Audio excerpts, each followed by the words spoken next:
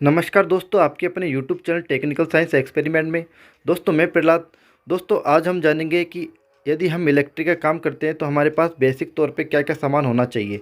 दोस्तों यदि हम किसी कंज्यूमर के पास जा रहे हैं, यदि हमारे पास किसी कंज्यूमर का फ़ोन आ गया या किसी का फ़ैन लगाना है, या दिनचर्या के अंदर जो हमारे जो काम होता है, एक फील्ड के अंदर जो सामान होता है, वो हमारे पास कौन सा सामान अवेलेबल होना चाहिए जिस प्रकार हम आसानी से काम कर सकते हैं। दोस्तों ये सामान होना काफ़ी ज़रूरी है। वैसे तो काफ़ी सामान है हमें इलेक्ट्रिक काम करने के लिए, लेकिन जो सबसे ज़्यादा सामान काम आते हैं, जो सबसे ज़्यादा औजार काम आते हैं, उनके बारे में बात कर रहा हूँ। क्योंकि यदि आप इलेक्ट्रिक काम कर रहे हैं या फील्ड के अंदर काम कर रहे हैं, किसी कंज्यूमर से आपके पास फ़ोन आता है, तो आप इलेक्ट्रिक काम करना चाहते हो, तो आपके पास वही सामान होना चाहिए जो मैं बता रहा हूँ।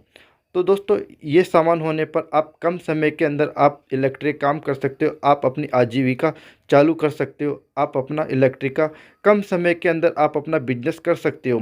दोस्तों यदि आप इलेक्ट्रिक में आईटीआई कर रखी है या फिर आपको इलेक्ट्रिक का ज्ञान है, तो आप दोस्तों अपना आजीविका या आप अपनी कमाई कर सकते हो। दोस्तों शुरू करते हैं। दोस्तों सबसे पहले हमारे पास आते हैं कि ये ड्रिल। दोस्तों यदि आपके पास किसी कंज्यूमर के पास फ़ोन आता है तो आपके पास ड्रिल होना चाहिए। ड्रिल, ये हमारे पास एक ड्रिल है और ये दीवार में और लकड़ी पे छेद करते, इसके अंदर बिट होना चाहिए 6 नंबर का बिट। और दोस्तों अधिकतर ज़्यादातर बिट काम आता है हमारे पास 6 नंबर का और 8 नंबर का और 10 नंबर का ही बिट काम आता है। इससे ज़्यादा बिट काम नहीं आता। इससे ज़्यादा बिट काम में तो आते हैं, लेकिन अधिकतर 6 नंबर, 8 नंबर, 10 नंबर के ही बिट काम आते हैं। 10 नंबर, 8 नंबर बिट वो हमारे फास्टनर के अंदर काम आते हैं। और दोस्तों इसके बाद आता है एक हैमर। हैमर होना चाहिए। दोस्तों यदि आपके पास हैमर है या फिर ड्रिल है, तो दोस्तों अगर आपके पास सिर्फ हैमर ही है तो आपके पास ड्रिल भी होना चाहिए, या फिर आपके ऐसी हैमर होना चाहिए जो ड्रिल में भी कन्वर्ट हो जाए और हैमर में भी कन्वर्ट हो जाए। दोस्तों मेरे पास हैमर अलग से है और ड्रिल अलग से है। तो दोस्तों मैंने ये दोनों ही मैंने परचेस कर रखी है। तो दोस्तों ये मेरे पास ये हैमर और ड्रिल दोनों हैं। दोस्तों इसके अलावा इसके अंदर जो फिट होने के लायक है, 6 नंबर का बिट होना चाहिए। अधिकतर 6 नंबर का बिट, यदि आप गिट्टी गिट्टी कसते हो तो गिट्टी के अंदर आपको 6 नंबर का बिट होना ज़रूरी है। इसके अलावा आपके पास ये बिट है, जैसे कि ये बिट मेरे पास 10 नंबर का बिट है, और इसके अलावा आपके पास 8 नंबर का भी बिट होना चाहिए। जैसे कि दोस्तों मैं इसको खोल के बताता हूँ मैं।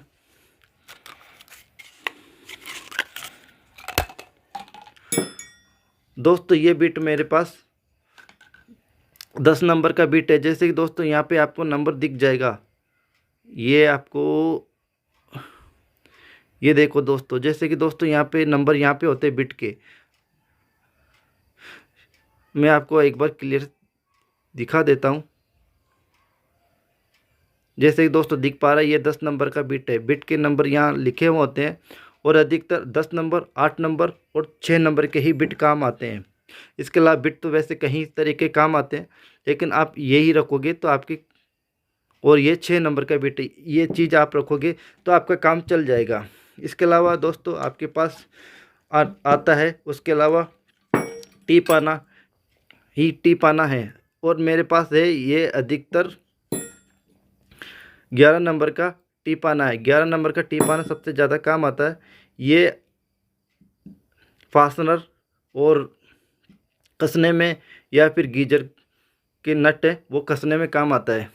इसके अलावा आपके पास ये चाबी होनी चाहिए, जो कि ड्रिल मशीन के लिए काम आती है। और दोस्तों इसके लिए चाबी की ज़रूरत नहीं होती है, इसका मैं अलग से वीडियो बना दूंगा, ये हैमर के लिए।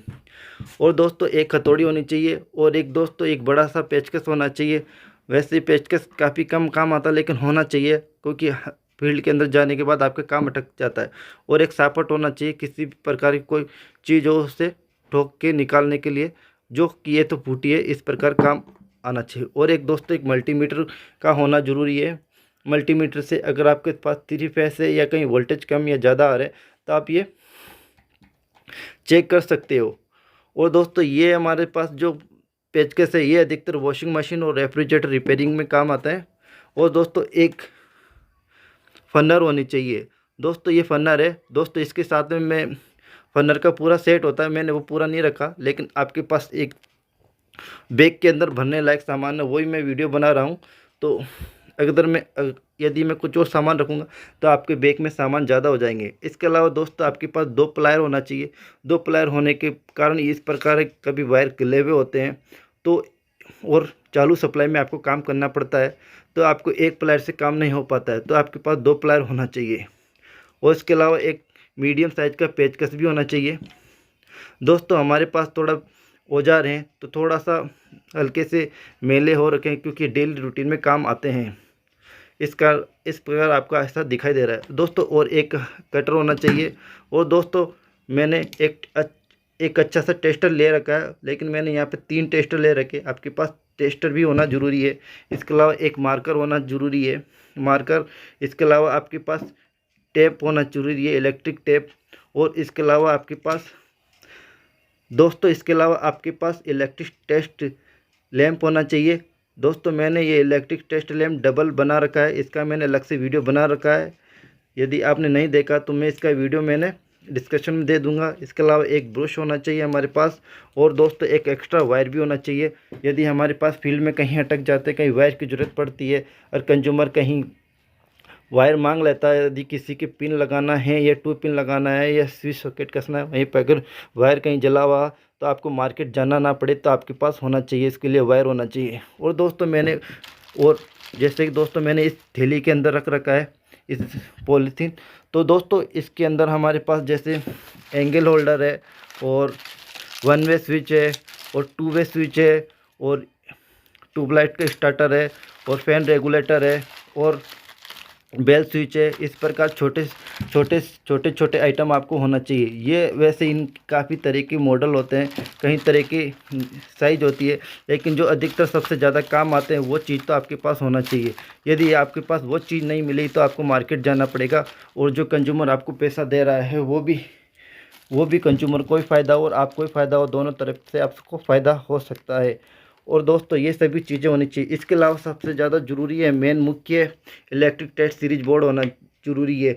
दोस्तों इलेक्ट्रिक टेस्ट सीरीज की बोर्ड के बारे में हर बार बताता हूँ, ये काफ़ी इम्पोर्टेंट है हमारे इलेक्ट्रिक के अंदर। इसके बगैर इलेक्ट्रिक काम काफ़ी अधूरा है, क्योंकि ये सभी चीज़ों को जांच करने में काफ़ी मदद करता है। और दोस्तों और हमारे पास एक एक्सटेंशन बोर्ड होना चाहिए। दोस्तों एक एक्सटेंशन बोर्ड इस प्रकार का होना चाहिए, काफ़ी मजबूत होना चाहिए। दोस्तों ये मैंने छोटा सा एक्सटेंशन बोर्ड बना रखा है, लेकिन मुझे ये काफ़ी अच्छा लगा, मार्केट से मिलता है उससे ज़्यादा काफ़ी अच्छा है। दोस्तों इलेक्ट्रिक टेस्ट सीरीज बोर्ड और एक्सटेंशन बोर्ड होना काफ़ी ज़रूरी है। और दोस्तों एक ब्रश भी होना चाहिए। कभी आप काम कर रहे हो, यदि फ़ैन रिपेयरिंग कर रहे हो या उसकी बेरिंग चेंज कर रहे हो, तो हमें एक ब्रश भी होना ज़रूरी है। और दोस्तों इसके अलावा हमारे पास जैसे कि दोस्तों एक टिफ़िन दिख रहा है, इस टिफ़िन के अंदर हमारे पास कुछ चीज़ें अवेलेबल है और वो चीज़ें आपके पास होनी चाहिए। जैसे एक एमसील है, एमसील जैसे कहीं आप ड्रिल से खड्डा कर रहे हो दीवार पे, यदि वहाँ पे अगर पानी का पाइप है या कुछ किसी प्रकार गलती से पाइप आ जाता तो फूट जाता है, तो एक एमसील लगा सकते हैं, क्योंकि दोस्तों दीवार के अंदर कभी ऐसा हो सकता है।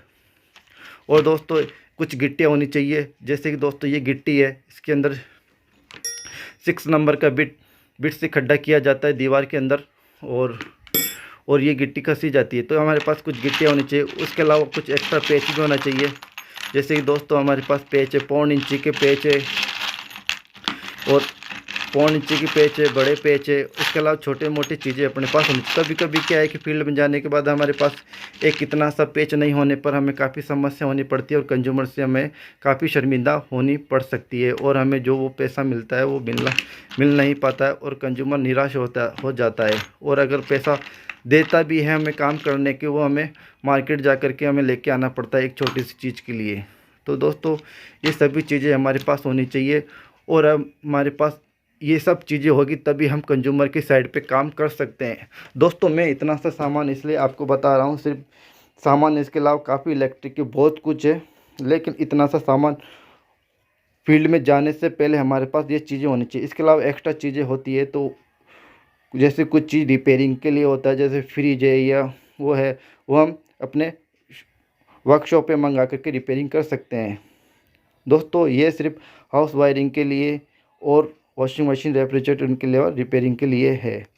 ठीक है दोस्तों, लेकिन मेरे पास एक मल्टीमीटर ये वाला है। इसकी जगह यदि आप क्लैम मीटर लोगे या उसको टोंग टेस्टर भी कहते हैं, तो दोस्तों क्लैम मीटर सबसे बेस्ट रहेगा। और दोस्तों अच्छी कंपनी का होगा तो ज़्यादा अच्छा रहेगा, क्योंकि ये अगर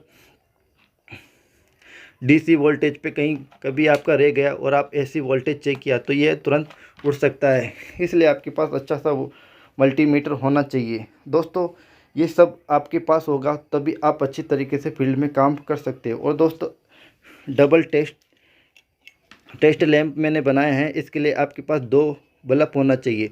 दोस्तों मेरे पास 2 बल्ब है। एक बल्ब मैंने इसमें लगा दिया है और एक बल्ब अभी वो ख़राब हो चुका, जो मैं अभी इसमें रखा नहीं है।